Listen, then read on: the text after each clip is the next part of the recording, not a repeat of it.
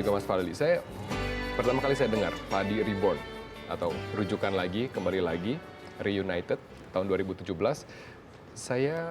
Pikiran saya begini, kenapa mau ya? Di umur yang seperti sekarang harus kembali mengangkat kejayaan Padi yang sudah rentangnya berapa?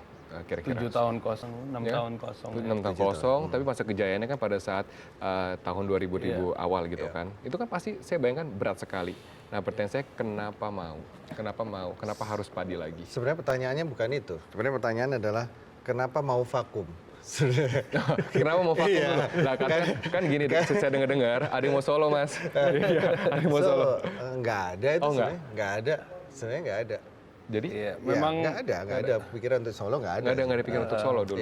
Oke, Oke. Ya, kita flashback dulu. Ya, kalau gitu boleh nggak apa-apa, kita flashback dulu. Berarti tahun 2011 pada saat vakum. Iya. Kalau yang saya tahu, ini kan berempat kan masih sama, tapi Mas Piunya yang kemudian berpisah. Iya. Bener nggak berarti kalau gitu? Mas Piunya memilih untuk berpisah? Sebenarnya sih bukan seperti itu ya. Jadi vakum itu adalah sebuah kesepakatan kita karena kita nggak menemukan titik temu. Nggak menemukan titik temu kita untuk bisa berjalan lagi bersama-sama seperti tahun-tahun sebelumnya. Dalam hal berbagai macam aspek ya, maksudnya berbagai macam point of view, baik dari sisi musik juga. Kita pada saat kita mau ngerjakan album ke-6 sebenarnya, tapi juga nggak selesai karena kita baru ada 3 atau 4 lagu yang kita kerjakan, tapi nggak bisa, ada tuntutan-tuntutan lain yang akhirnya membuat kita nggak bisa selesaikan itu. Terus lalu yang kedua adalah emotionally kita sama-sama pada saat itu benar-benar meninggi semua. Jadi ada yang pengen berkeras hati untuk melakukan ini, yang satu pengen seperti ini dan nggak ketemu. Dan akhirnya kita sepakat. Sampai satu titik itu akhirnya kita benar-benar pecah banget, maksudnya pecah benar-benar boiling. Udah bukan boiling lagi, udah meledak gitu. Udah meledak. Iya. Terus akhirnya ada yang sebagai orang di luar kita akhirnya yang bisa meredam itu semua, dan akhirnya kita sepakat untuk vakum aja. Di luar kita siapa manajer? Ya sekarang yang jadi manajer kita. Jadi manajer, oke. Namanya siapa berarti? Albert Iya kan? Nah, dia juga orang yang tokoh yang juga sentral dalam merujukan lagi. Tapi kita masih di sana dulu, kita masih di tahun 2011. Nah, setelah itu kan kalau misalnya memang vakum, tapi kenapa kemudian Mas Fadli sama yang lain berempat bikin grup lagi? Enggak sih, jadi sebenarnya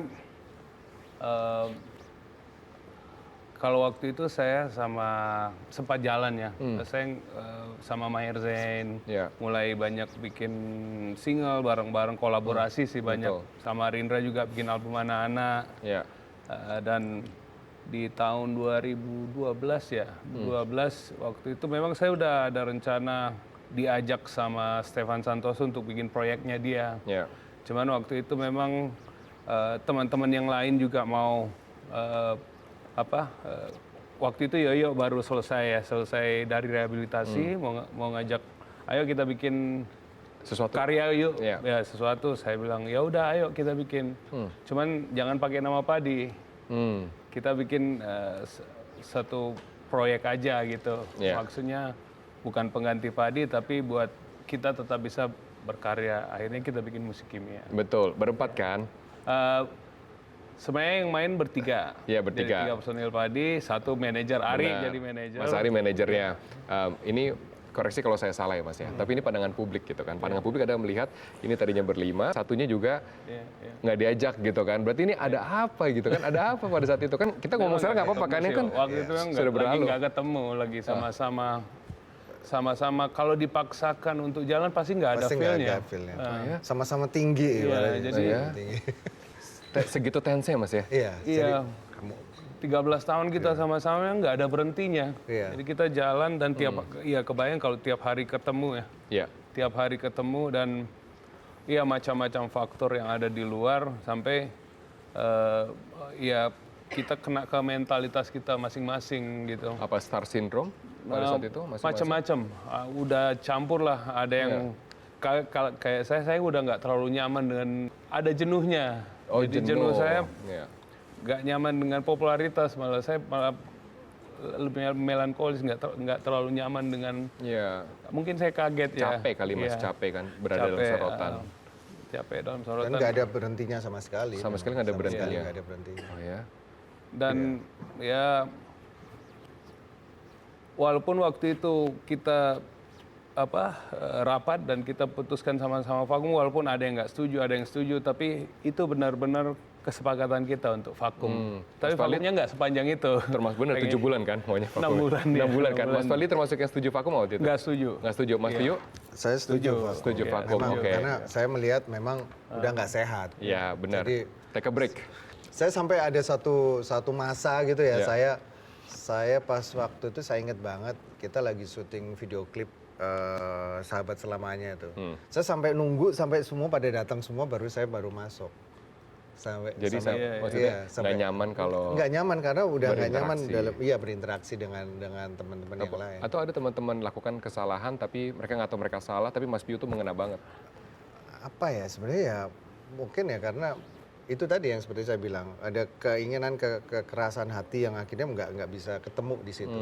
Dan saya pikir akhirnya puncaknya adalah pertemuan terakhir itu akhirnya meledak dan udah ini memang harus vakum karena udah kalau diteruskan lagi juga pasti nggak sehat. Tapi banget. pada saat ibarat kita udah maaf-maafan pun mungkin nggak akan sulit sehat. ya, betul, sulit. Tapi mungkin has to take a break. Take a break, benar. Saya paham psikologisnya pada saat itu. Tapi pada saat kemudian teman-teman buat musik kimia, sakit hati nggak? Wah berempat nih jalan tanpa gua gitu. Enggak lah. Enggak sih, karena saya juga udah Ya sibuk. duluan bikin album kok. Oke, kalau gitu saya balik, bentar. Saya balik ya. Saya udah terlalu sibuk. Oke, kalau gitu saya balik, sorry. Kebalik pertanyaannya. Kalau gitu pada saat kemudian vakum nih 6 bulan ya. Tapi dalam rentang itu, tiba-tiba Mas Piu keluarin album gitu. Teman-teman yang lain sakit hati nggak? Enggak sih. Benar-benar enggak. Maksudnya saya mungkin marahnya dulu ya, marahnya sama Mas Bio karena waktu kita vakum 6 bulan itu kita nggak ketemu kembali, itu aja. Marah Jadi sama anak-anak yang lain juga. Benar-benar hilang gitu iya, ya? jadi No maksudnya konteks sama sekali? Ada kesepakatan kita mau ketemu 6 bulan lagi, dan kita nggak ketemu waktu itu saya sempat marah banget. Ada yang nyariin nggak pada saat itu? Kita ketemu dong. Juga. Ada nggak yang nyariin? Ada. Yang punya inisiatif. Yang punya inisiatif siapa waktu itu? Ingat nggak? Ya tetap Mas Albert ngajak ketemuan, tapi akhirnya nggak ketemu. Nah itu yang saya sempat drop banget. Tapi ya life goes on ya. Saya pikir oke, saya harus jalani ini dan kita harus sama-sama berbesar hati karena memang kita belum ketemu waktu itu. Memang kita sama-sama keras kepala ya, sama-sama egois. Jadi akhirnya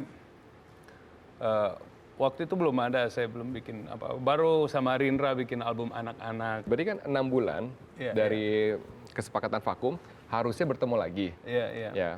Tapi sama sekali nggak ada yang nyari-nyariin tuh. Iya, saya lihat anak-anak bukan cuma Mas Piu, Mas Ari, yang lain sudah kehilangan energi untuk ketemu gitu. Padahal saya termasuk orang yang menggebu-gebu. Ini akhirnya kangen kan? Iya kangen lah. 6 bulan ini kita sudah punya banyak waktu buat ngaca lah, bercermin sendiri, kontemplasi sendiri. Pada saat itu nggak kejadian, saya drop. Saya drop dan ya kecewa aja. Untungnya waktu itu Ari sempat ngasih tau, Fat, daripada kamu drop ya stres gini, mending kamu cari apa mainanmu yang lain yang kamu sukai selain musik. Akhirnya saya berkebun, urban farming, dan saya menemukan hobi kedua saya di situ. Urban farming. Jadi berkebun ya. Keren ya Mas ya. Musik itu biasanya bikin single lagi, biasanya bikin yang lain, biasanya ini berkebun. Itu hobi dari kecil ternyata ya. Sampai sempat jadi dosen juga, saya ngajarin calon pensiunan untuk Mas Fadli berarti kangen banget ya, saking kangennya gitu kan. Kangen, ya. Mas Bio kangen juga nggak pada saat itu? Oh, saya pasti kangen waktu tapi kangennya kangen yang waktu sebelum kita vakum. Maksudnya jauh-jauh hari. Jadi saya pengen merasakan kayak dulu lagi gimana sih kita bikin rekaman bareng dan segala itu yang nggak saya temukan lagi. Ya mungkin. Tapi terus terang aja sih saya banyak belajar dari hal itu. Jadi saya juga selalu merefleksikan, ini mungkin kesalahan saya juga. Ada banyak hal yang aku juga harus aku rubah dari. Kalau menurut Mas Piu salahnya di mana? Salahnya saya selalu memaksakan kehendak aja sih, mungkin ya. Saya rasa sih. Jadi terus habis itu juga saya selalu berusaha untuk lari terus. Jadi saya memang orangnya nggak bisa diem. Face-facing, iya. Dari yang sekarang ini saya mungkin saya dua atau 3 kali lipat energinya lebih daripada sekarang. Dulu pokoknya saya pengen berkarya aja, habis ini bikin album lagi dan nah kalau Fadly itu dia modelnya dia mau pengen semuanya itu enjoy. Enggak, benar-benar begitu satu itu benar-benar harus benar-benar struck banget. Kalau saya lebih mikirnya ada industrinya. Jadi yang penting keluar dulu, dihajar dulu, plek. Habis itu nanti biar market yang akan menentukan. Itu satu, karena saya pemikiran. Lalu yang kedua, saya pikir kita punya toolsnya kok. Ibaratnya saya seperti itu. Jadi contohnya saya pikir itu berhasil adalah seperti ketika di album ketiga. Album ketiga itu kenapa kita berani bereksperimen itu karena menurut pemikiran saya, karena kita udah punya market yang jelas. Betul. Pada saat itu kita benar-benar lagi on demand banget.